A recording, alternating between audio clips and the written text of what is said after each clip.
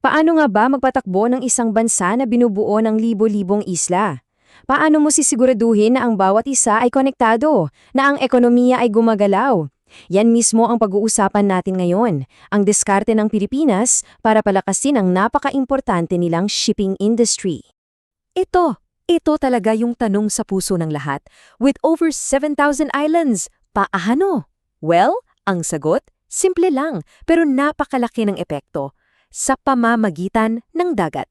Kasi para sa isang bansang archipelago tulad ng Pilipinas, ang mga barko, hindi lang yan basta transportasyon. Sila yung lifeblood. Sila yung nagdadala ng pagkain, ng produkto at kumukonekta sa mga pamilya. Kung wala sila, titigil ang tibok na ekonomiya. Okay, so dito na pumapasok yung malaking challenge.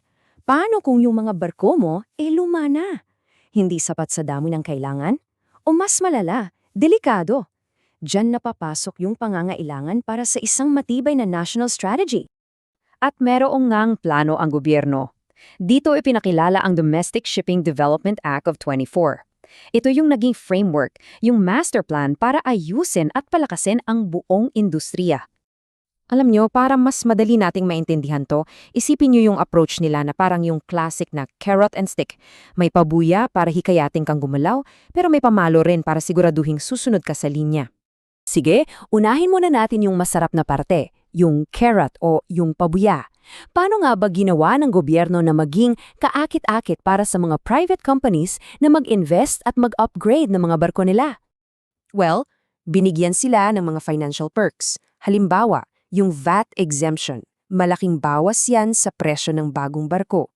Yung net operating loss carryover para yung safety net.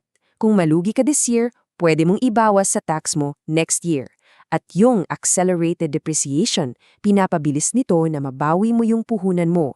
Lahat yan para sabihin sa investor, "Oy, mag-invest ka dito, sulit yan." Pero sa lahat ng to, ang pinaka-game changer talaga ay yung zero VAT. Isipin mo, bibili ka ng barko na nagkakahalaga ng milyon-milyon tapos biglang tinanggal yung 12% na tax. Sobrang laking tulong nun para maengganyo yung mga kumpanya na mag-modernize.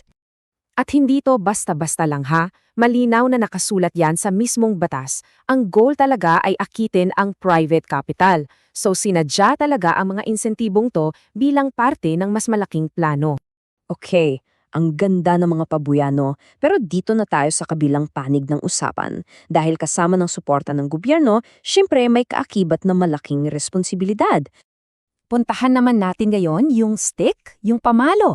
Ito yung mga rules and regulations na kailangang sundin. Dito pumapasok ang Maritime Industry Authority o MARINA para siguraduhing ligtas at maayos ang lahat. At ang sentro ng lahat ng regulasyong to, isang dokumento, ang Certificate of Public Convenience o CPC. Isipin mo, ito yung prangkisa mo, yung lisensya mo para mag-operate ng shipping company. Kung wala kang CPC, bawal kang bumiyahe. Period. So, para makuha at mapanatili ang CPC, may 4 na haligi. Una, syempre, kumuha ka ng lisensya. Pangalawa, dapat laging seaworthy o ligtas bumiyahe ang barko mo. Pangatlo, dapat may insurance ka. At pang-4, dapat tama at kwalifikado ang mga crew mo. Simple, pero lahat yan napaka-critical para sa kaligtasan. At para bigyan kayo ng ideya kung gaano kaseryoso to, tingnan nyo to, 200,000 pesos. Yan po ang minimum na mandatory insurance coverage para sa bawat isang pasahero. So in case of an accident, may pananagutan ng kumpanya. So, nakita na natin yung dalawang panig, 'di ba? Yung carrot at yung stick. Ang ganda rito ay kung paano sila nagtutulungan para makabuo ng isang balanseng sistema. Ito yung summary ng buong strategy. Sa isang banda, yung carrot, tulad ng VAT exemption, hinihikayat nito ang investment at paglago. Sa kabilang banda naman, yung stick, tulad ng CPC at safety standards, pinoprotektahan nito ang interes at kaligtasan ng publiko. Perfect balance, di ba? At sa huli, lahat ng ito, yung mga pabuya, yung mga regulasyon, lahat yan bumabalik sa iisang goal. Ang magkaroon ng isang fleet na malakas, moderno at higit sa lahat, ligtas, para mapagsilbihan ng maayos ang isang bansang binubuo ng libo-libong isla. Pero heto ang tanong na gusto kong iwan sa inyo. Etong diskarte ba na ito ang pinakamabisang paraan? O dapat bang hayaan na lang ang free market ang magdikta?